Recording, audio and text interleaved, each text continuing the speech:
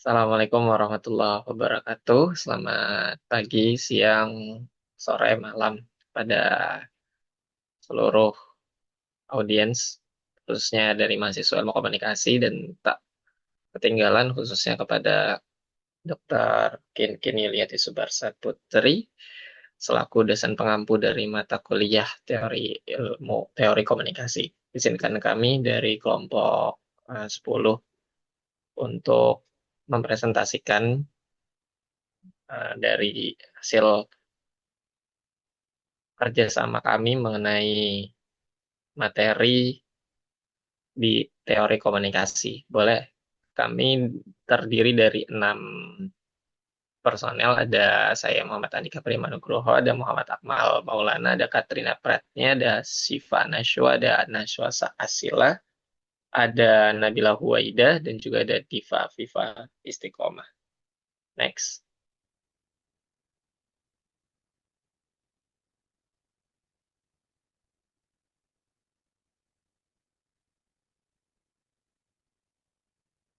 Langsung pengantar.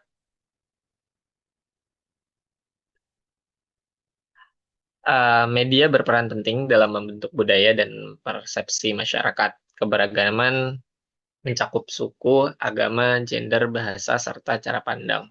Teori komunikasi membantu memahami bagaimana media mempengaruhi budaya dan interaksi lintas keberagaman.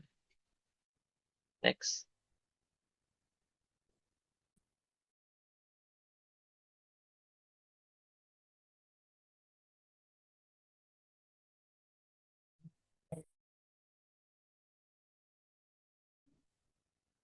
Baik.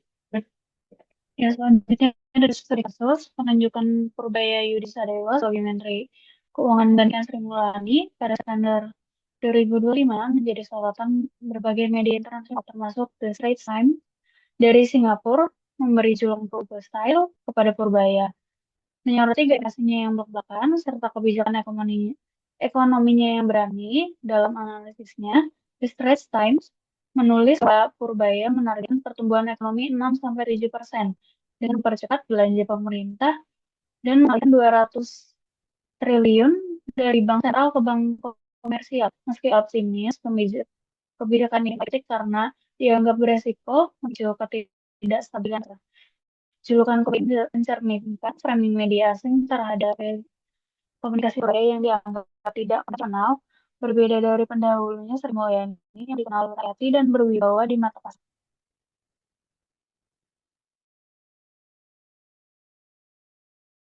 Baik, langsung masuk kepada investigation dalam surat kabar Eropa mengenai komunikasi, diawali dengan intronya, yaitu komunikasi persuasif yang menggunakan komunikasi interaktif dengan tujuan yang sangat jelas gitu. Mempengaruhi sikap lawan bicara terhadap isi sesuai dengan arah yang ditetapkan oleh pembicara. Istilah investigation itu informasi yang bersifat campuran dan persuasif. Dan pada faktanya, sekadar melaporkan sudut pandang seseorang sudah bisa memiliki efek persuasif jika tidak diimbangi dengan sudut pandang yang berbeda. Hipotesis persuasion melangkah lebih jauh dengan mempertimbangkan elemen pada bahasa persuasif, bukan hanya pada opini yang dilaporkan secara eksplisit, tetapi juga pada penggunaan gaya bahasa, teknik propaganda modern, dan struktur yang naratif. Next.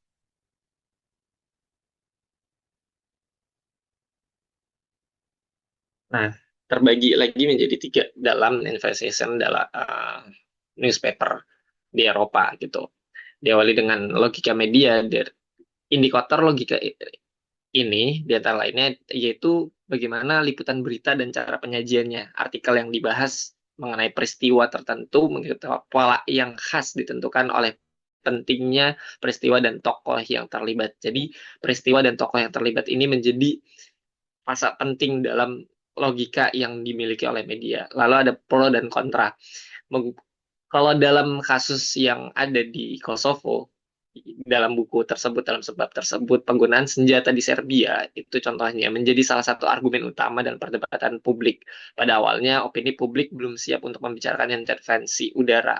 Media massa hanya memberikan sedikit perhatian pada negosiasi yang berlangsung di Rambouillet atau pada ancaman yang ditimbulkan oleh despotisme Milosevic.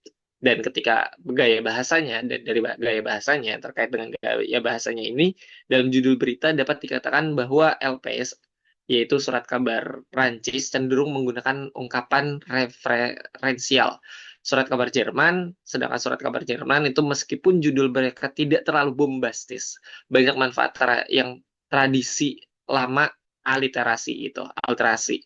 Misalnya di Wild memberi judul sebuah komentar dengan bawaan Unbomben dalam bahasa Jerman. Next, next. Selanjutnya ada produksi berita Rusia di masa kontemporer. Penjelasan media pasca komunis di Rusia ini memperlihatkan bahwa perkembangan media hanya dipahami dengan kacamata normatif Barat dengan kebebasan pers dan demokrasi.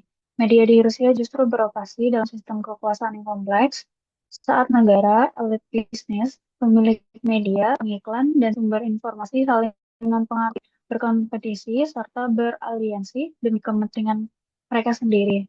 Setelah runtuhnya Uni Soviet, pengaruh ekonomi menggantikan sensor politik sebagai faktor dominan, menjadikan media berfungsi sebagai alat politik dan ekonomi daripada institusi independen.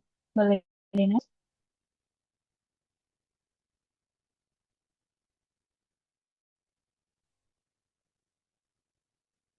Dalam kondisi ini, media berperan sebagai mediator kekuasaan, menyalurkan tekanan eksternal ke dalam organisasi. Sedangkan jurnalis tetap memiliki ruang negosiasi terbatas. Namun kesadaran akan batasan tekanan membuat mereka lebih dikendalikan daripada didominasi. Hubungan jurnalis dan sumber di riset ini memperlihatkan adanya pola ketergantungan, negosiasi, dan kode dengan praktik beriklan terselubung serta strategi informasi yang sering tidak transparan. Akibatnya berita bukan sekedar hasil profesionalisme jurnalistik, melainkan produk antara berbagai pusat kekuasaan yang bersaing.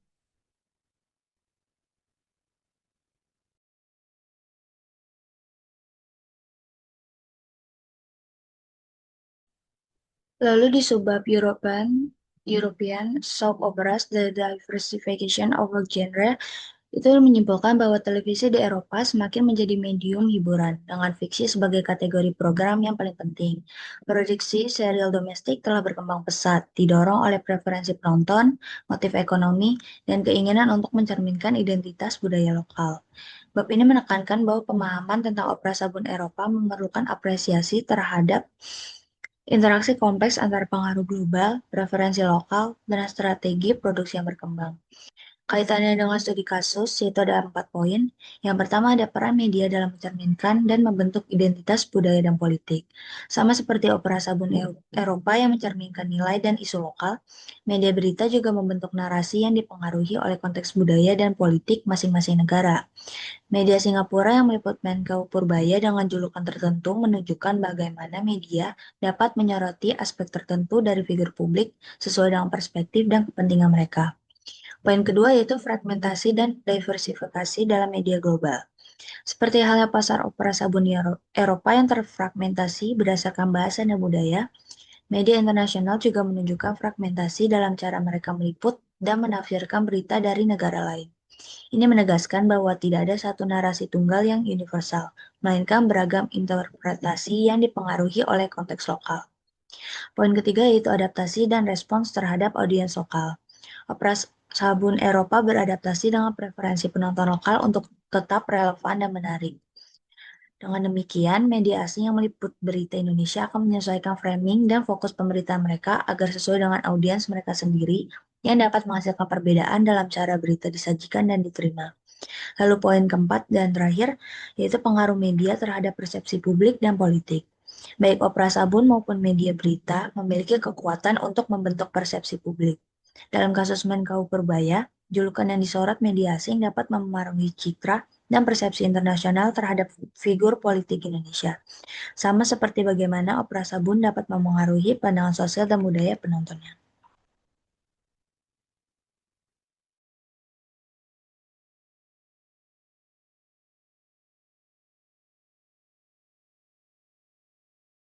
Baik, yang selanjutnya ada gendering di internet claims. Gendering di internet claims adalah proses bagaimana media digital membentuk dan memperkuat konstruksi gender melalui representasi serta framing yang tidak netral. Di sini ada 4 poin. Yang pertama, media online membingkai Purbaya dengan citra maskulinitas, yaitu berani, tegas, dan karismatik. Dengan istilah cowboy style, itu sebenarnya bukan cuma untuk mendeskripsikan, tetapi narasi gender yang memperkuat stereotip laki-laki sebagai pemimpin. Yang kedua, framing cowboy style menunjukkan internet meneruskan klaim gender yang mendominasi dan mengutamakan sosok laki-laki. Framing tersebut memperlihatkan bagaimana internet lebih sering menampilkan laki-laki dalam posisi yang berkuasa.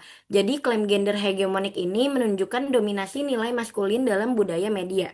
Lalu yang ketiga, menurut menurut McQuell, media tidak netral karena mengkonstruksi realitas sosial termasuk representasi gender. Jadi narasi Kobe Style ini adalah contoh bagaimana media ikut untuk membentuk cara pandang kita dari membeda-bedakan gender. Yang keempat, internet justru bisa menjadi medium yang memperkuat relasi kuasa berbasis gender, bukan ruang egaliter. Walaupun dianggap ruang bebas, internet justru sering memperkuat narasi gender yang bias. Kasus ini menunjukkan bahwa representasi maskulinitas lebih ditonjolkan, sementara alternatif yang lebih inklusif jarang mendapat perhatian. Boleh di next?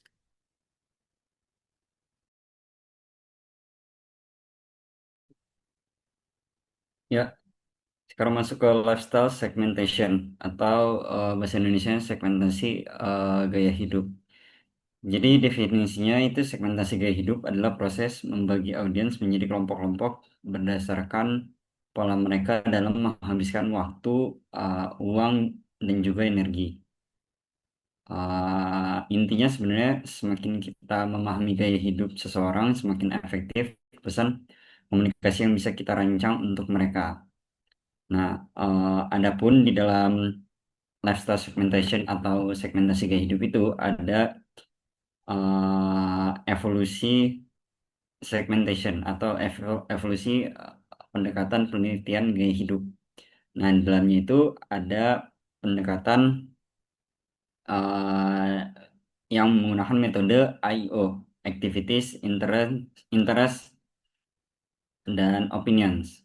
Jadi tujuannya itu adalah mengukur 3 komponen utama, yaitu ada waktu, waktu, minat, dan juga opini. Lanjutnya.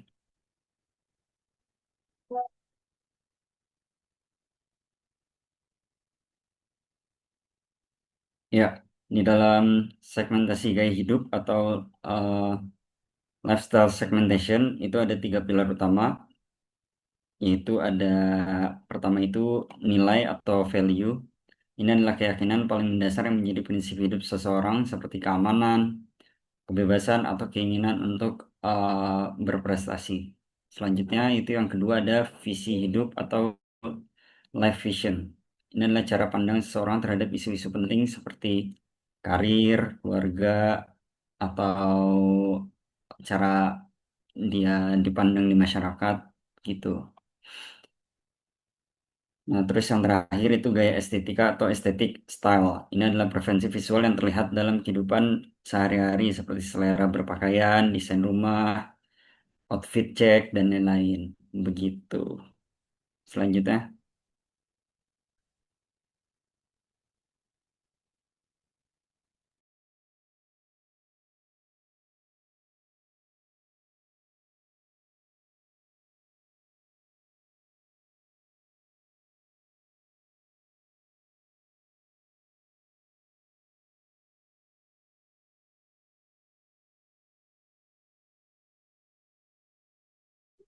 Oke, selanjutnya consumer culture, Islam dan feeling in Turkey, budaya konsum dan identitas Turki versus Indonesia.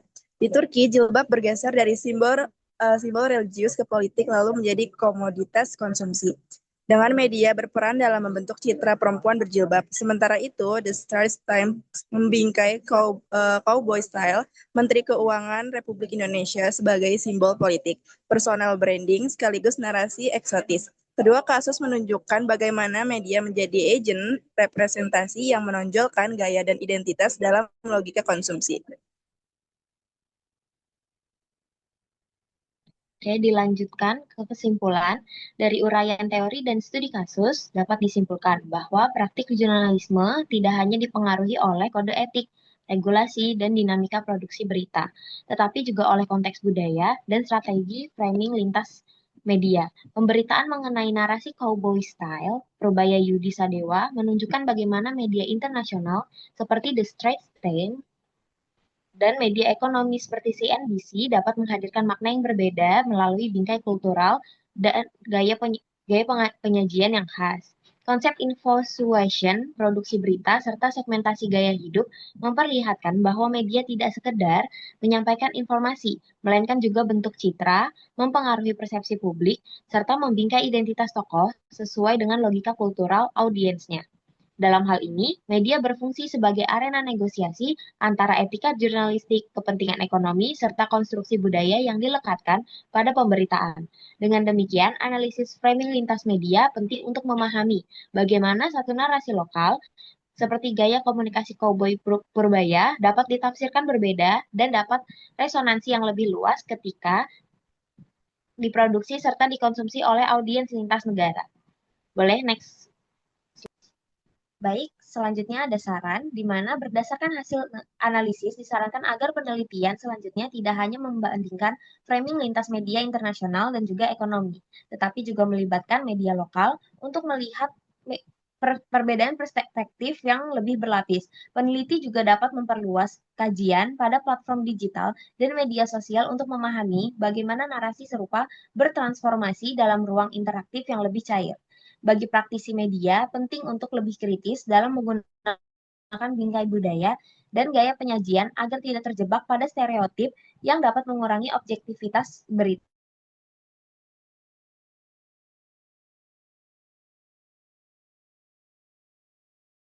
Planning dan memahami bahwa berita yang dikonsumsi tidak pernah bebas nilai, melainkan selalu dipengaruhi oleh konteks budaya, ekonomi, dan juga kepentingan tertentu. Oke, next slide.